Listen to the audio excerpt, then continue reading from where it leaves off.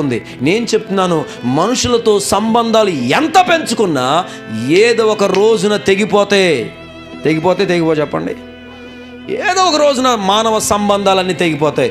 ఒంటరిగా వచ్చాం ఈ భూమి మీదకి, ఒంటరిగా వెళ్ళాలి, దిగంబరిగా వచ్చాం. చెప్పండి, దిగంబరిగా పోవాలి. వస్తూ ఏమి తీసుకురాలేదు, వెళ్తూ కూడా ఏమీ పట్టుకుపో. కాబట్టి మానవ సంబంధాలలో పడి దేవుని చిత్తాన్ని నాశనం చేయకండి. హల్లెలూయా. ఈరోజున చాలామందికి మానవ సంబంధాలనే మత్తులో ఉన్నారు. దేవుడు సూటిగా నాతో మాట్లాడాడు. నువ్వు నాతో సంబంధం పెట్టుకో, నువ్వు నాతో ఎక్కువ గడుపు, నువ్వు నాతో సహవాసం చేయి, నేను నీతో, నువ్వు నాతో ఉంటే ఏ రోజు నీకు నష్టం రాదు. ఏ మనుషులతో సంబంధం పెట్టుకున్నా, ఏ మనుషులతో స్నేహం చేసినా, ఏ మనుషులతో చెప్పండి అడుగులు వేద్దామన్నా, ప్రతి మనిషి తన పొరుగు వాడిని కొంపముంచును అని రాయబడి ఉంది బైబిల్లో. తెలుసండి, ప్రతి మనిషి తన పొరుగువాని ఏముంచును?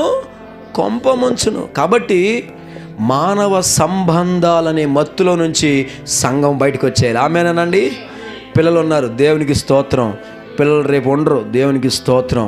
భర్త ఉన్నాడు, దేవునికి స్తోత్రం. రేపు భర్త ఉన్నాడు, దేవునికి స్తోత్రం. ఈరోజు భార్య బతికే ఉంది, దేవునికి స్తోత్రం. రేపు భార్య నాకంటే ముందెళ్ళిపోవచ్చు, దేవుని